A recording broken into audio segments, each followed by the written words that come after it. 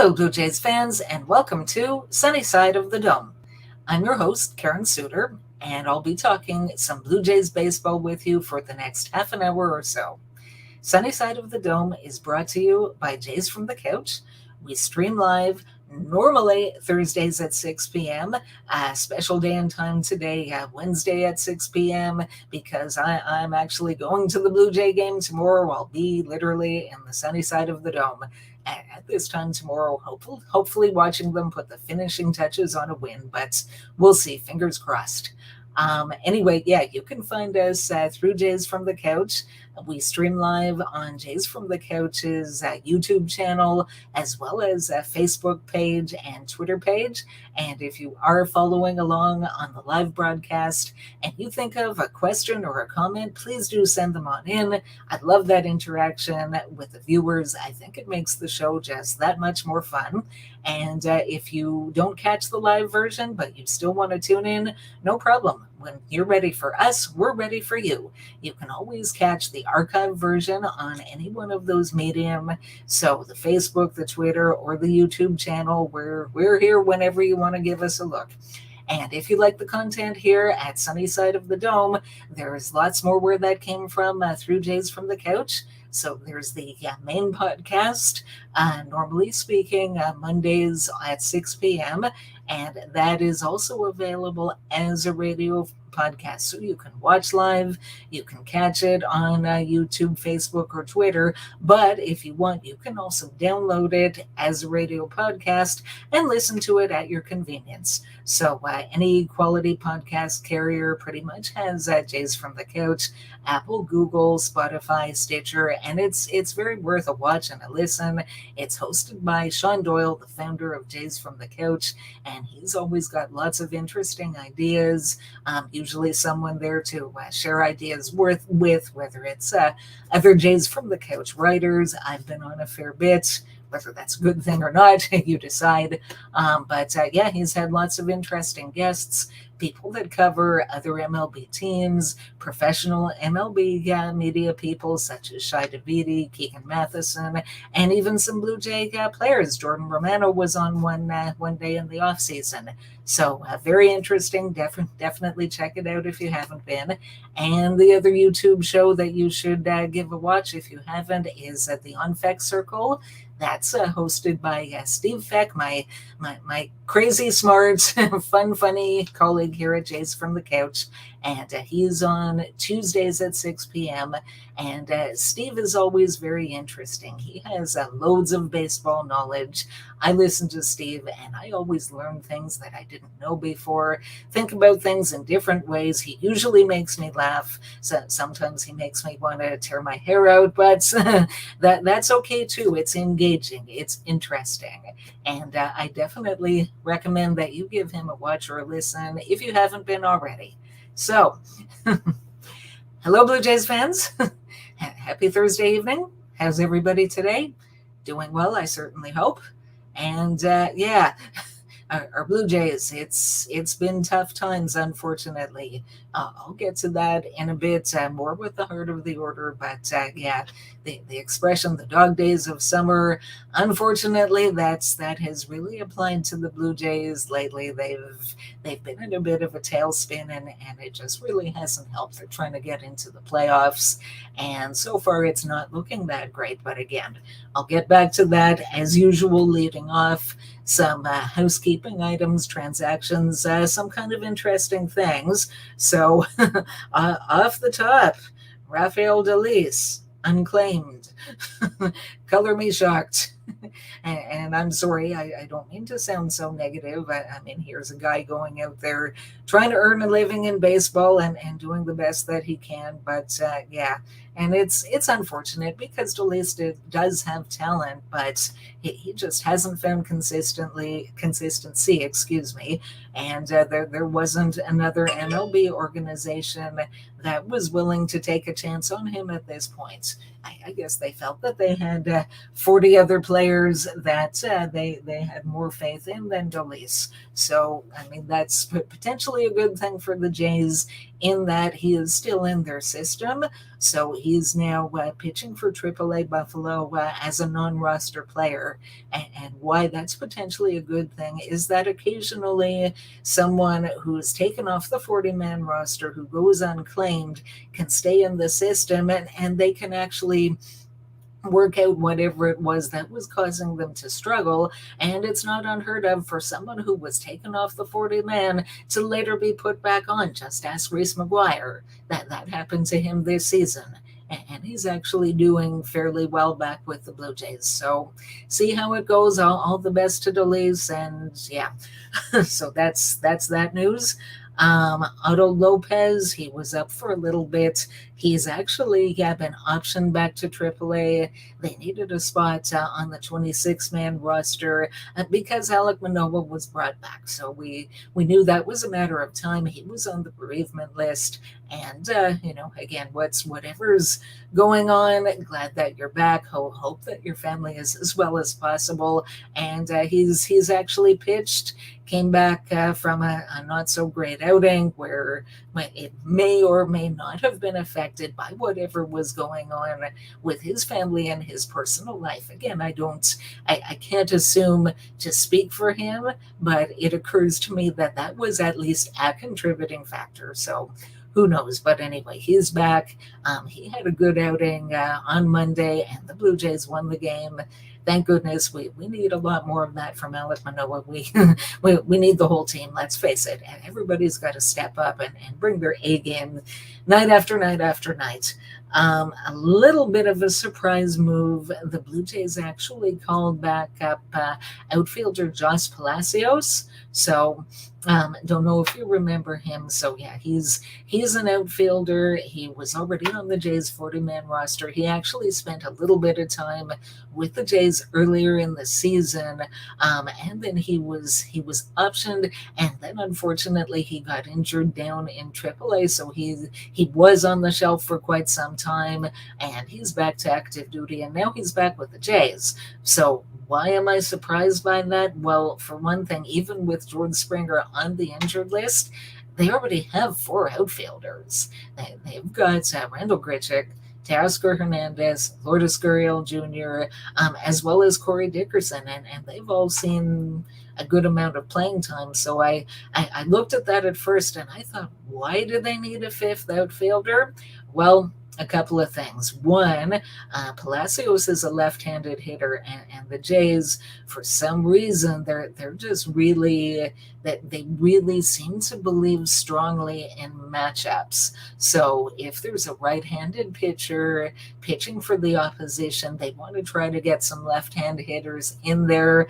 Myself, I don't see the huge deal with that. I'd rather go with the better player or the better pitcher, whoever that is. I mean, look at all of the data and analyze it and use that to help make your decision. But I don't know. For me, I think there's so many pitching changes and so many pinch hitting assignments or lineups that are made up. And it seems to me like that's one of the big overriding factors when I like Montoyo as a manager, unlike what a lot of people seem to nowadays, especially since they're struggling. But that's one of the ways that he manages that I don't necessarily agree is the best thing to do. However, anyway, so Palacios is back up. And the other thing that occurred to me, he's actually played center field. And of the outfielders that are with the Jays now that Springer is on the injured list, really the only one that they've had playing center field is Randall Bridgick. And unfortunately, Randall Bridgick, if you follow the Jays, if you follow Bridgick's career, he has talent, but he has been so streaky. And this year, unlike the first year or two that he was with the Jays, he was cold early in the season and then he got hot later. This year, it's actually gone in reverse. That Bridgick was really hot, early in the season, basically for most of the month of April, when most Blue Jays hitters, other than Guerrero, were pretty cold. So it helped. It helped them win some games back then.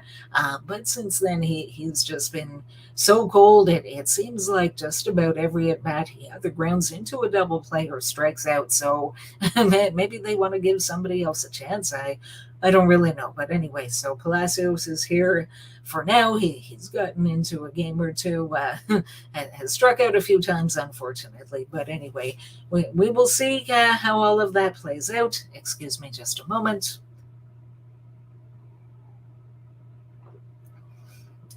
Okay, so what else is going on? Kirby Sneed, he was also optioned. A move that I saw that, I'll be honest, this is very, very curious because it's very unusual.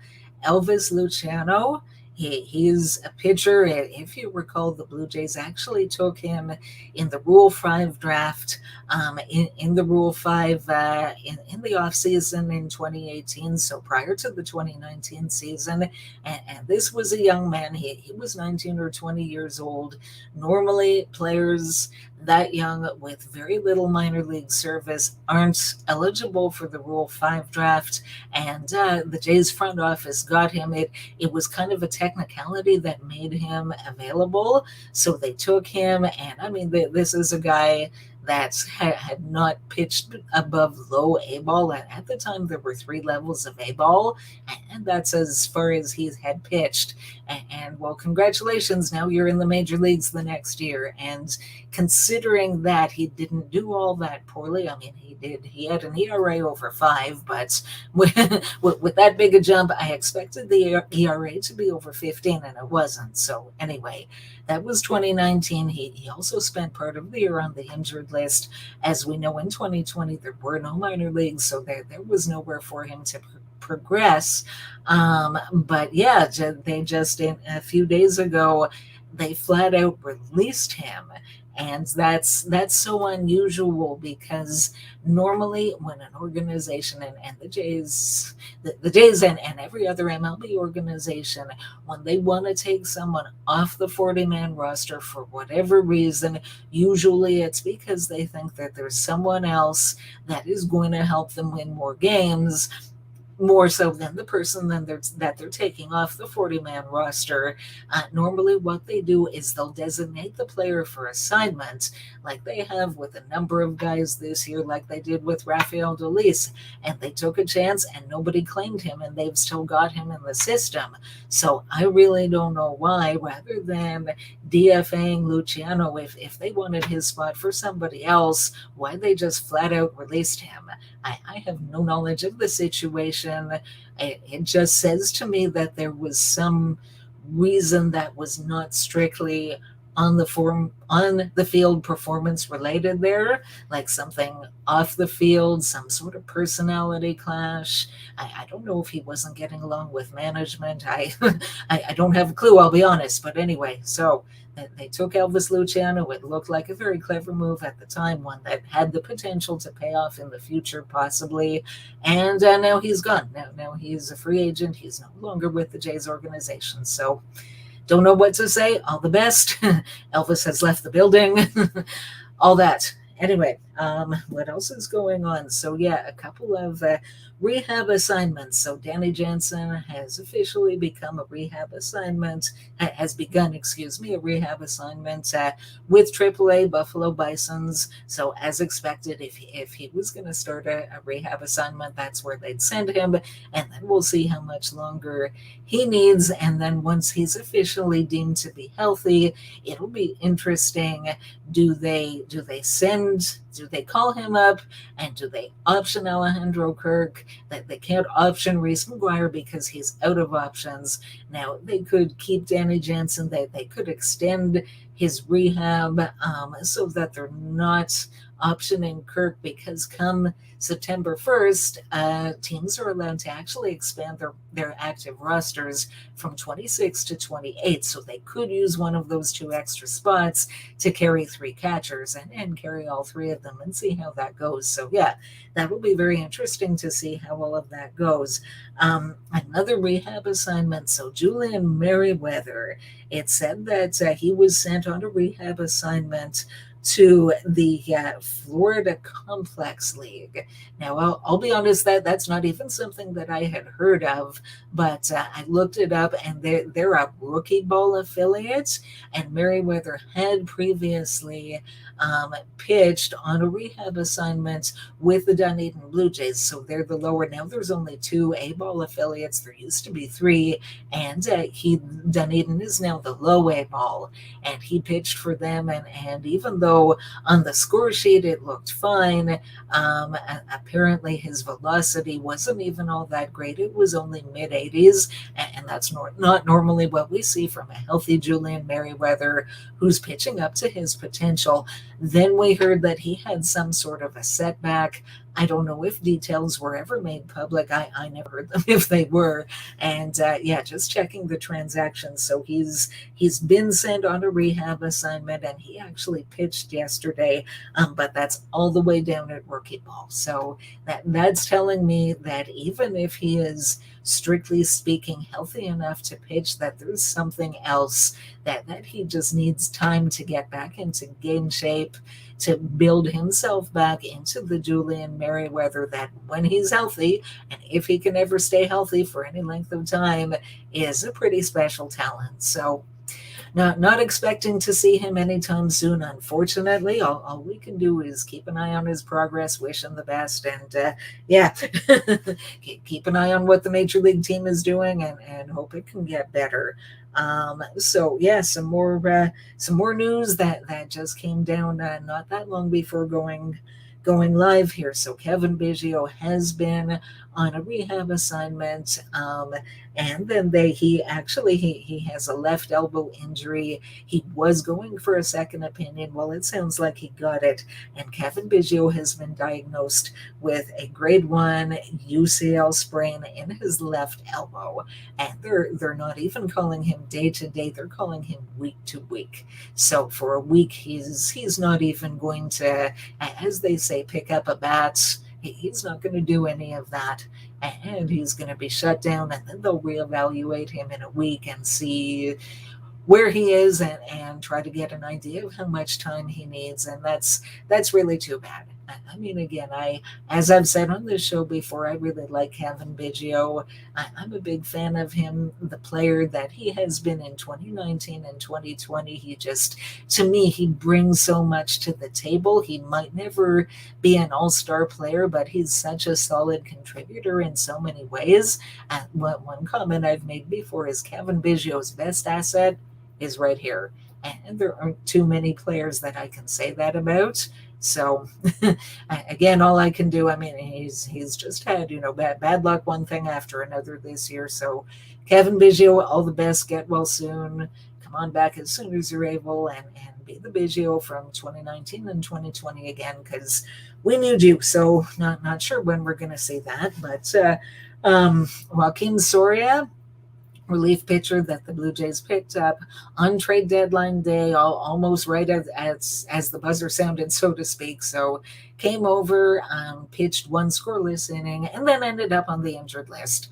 But they were saying that he might not need all that much time, might not even need a rehab assignment. And sure enough, he's been activated. So he never did go on a rehab assignment. I guess they were, whatever has been ailing him, I guess they were satisfied that he's okay now, and he's okay to be back to active duty. So he's back. Hopefully he can contribute.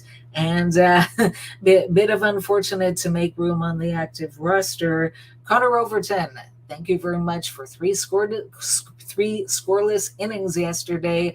Here's a ticket to Buffalo for you. So that's the way the business side of baseball works sometimes, unfortunately. And because he pitched 3 innings yesterday, he wasn't going to be available for a day or two at least. So now he's heading back to Buffalo, and all I can say is I'm pretty sure we'll see Connor Overton again sometime this year. So he's been very good. And George Springer, seems to be progressing very well from the knee sprain. He's been running the bases. They were actually saying there might have been a chance that he was activated today day, which was the first day that he was eligible to be activated. They're taking a little bit more time with him. In fact, I read that it's not going to happen today or tomorrow, and like whatever time he needs, please give it to him as badly as the Jays need help, and as much as he could help, for his sake as a human and for the Jays' longer term future this year and beyond. I don't want them to compromise his health. So whatever it takes, come back when you're ready, George. So what I saw was the earliest we might see him is on this upcoming very short road trip, 3 games in Detroit, Friday, Saturday, Sunday, and then they're right back home on Monday. So a bit of a strange schedule there. But anyway, okay, so those are transactions that's taken up a bit of time, and now we move into the heart of the order, and unfortunately the heart still has a pulse, but not by a heck of a lot. It's really unfortunate. I mean, here's the Jays. They've done all these things to build a competitive team, and I really honestly think that they've done so well putting this group together. I mean, just the drafts, the trades, and the signings, and the different ways that they've assembled this group. Vladimir Guerrero Jr., yes, that was pre this front office. That was Alex Anthopoulos. And AA, forever as a Jays fan, thank you for that one. But, I mean, centering around him, but all the other guys that they've put together, and so many that have had success in Major League Baseball, drafting Bo Bichette, trading for Teoscar Hernandez, signing Lourdes Gurriel Jr. as an international free agent for a 7-year contract, someone that hadn't played a day of professional baseball outside of his native Cuba. And honestly, he's been more good than not. I know he's been inconsistent, but he's one of the few Jays hitters that's actually hitting very well in the month of August. His weighted runs created plus is 160 for the month of August. So to put that in perspective, if you're not a stats geek, 100 is considered MLB average. So if your WRC plus is 110, then you're 10% above MLB average. And in August, Lourdes Gurriel Jr. is 60% better than the average MLB player. So I'm still a big fan of his, as anybody who knows that much about me knows. But yeah, I mean, they just have so much talent on this team. They signed Marcus Simeone as a free agent, and nobody really knew, because prior to this season, he had one good year with the bats. Well, now he's had 2, and for the first time in his career, he is an all-star. I mean, the list just goes on and on, getting Santiago Espinal and all the little tools and things that he does to help teams win games for 2 months of Steve Pearce. I mean, just all these moves that they've made that I'm so impressed with.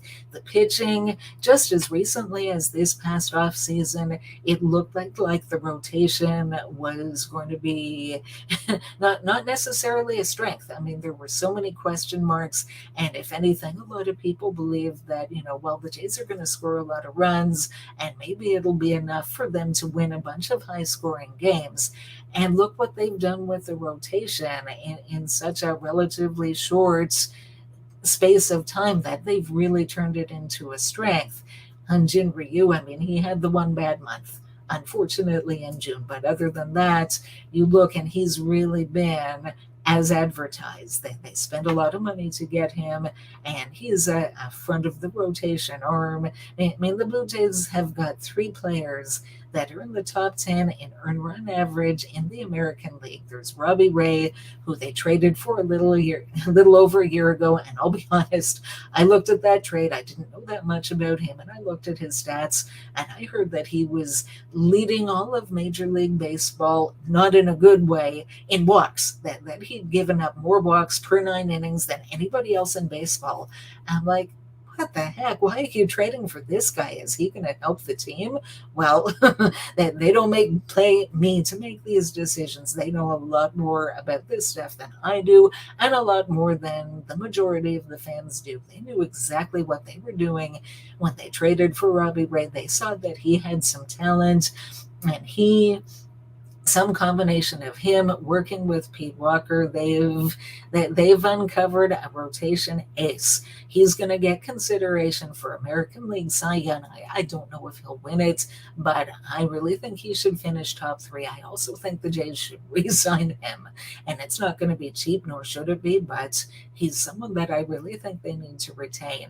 But just all of these moves, they drafted Alec Manoah a couple of years ago, and now he's in the rotation. He's doing so well. He should get consideration for Rookie of the Year. Might not necessarily win it, but just another success story.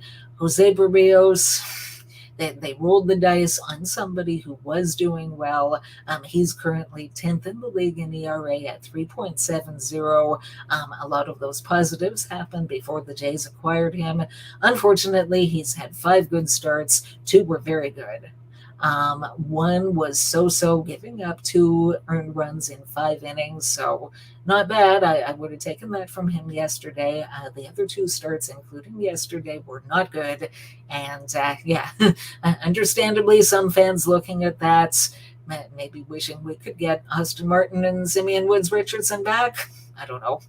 Anyway, hopefully it's just a blip. As I said, for pretty much the entire month of June, Hyun-Jin Ryu didn't pitch well. He had another subpar outing a few weeks ago when the Jays as a team managed to come all the way back, score a bunch of runs, and win the game 9-8. So not going to give up on Jose Barrios just yet, but really hope he turns it around sooner than later.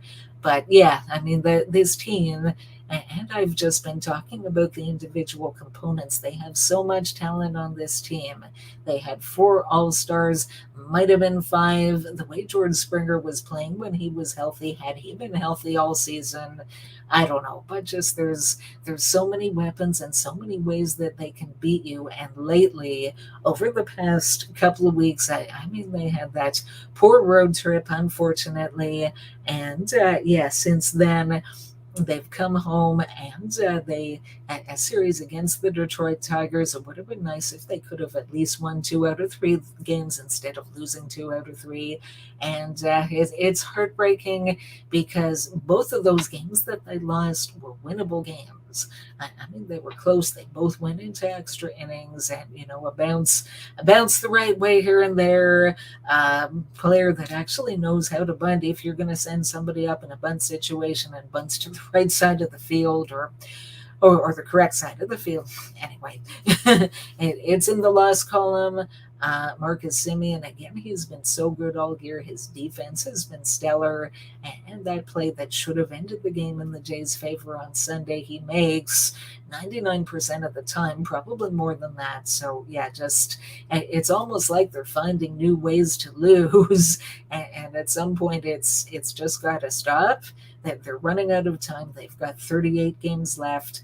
And realistic, Karen, it is saying that basically the AL East division, winning the division this year, it's not going to happen.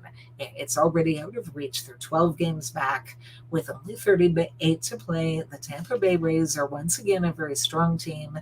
And the Jays, if they were to win the division, would have to pass both Tampa Bay as well as Boston and New York. So I don't think that's going to happen this year. I think for this year, for them, it's wild card or bust.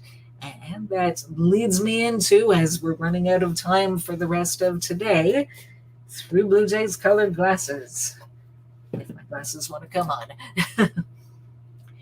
Anyway, okay, so talking about the Blue Jays and their playoff chances. A lot of people at this point, at least some of the people that I follow on Twitter and who post regularly, have pretty much given up on the rest of this season and are saying that their chances are done.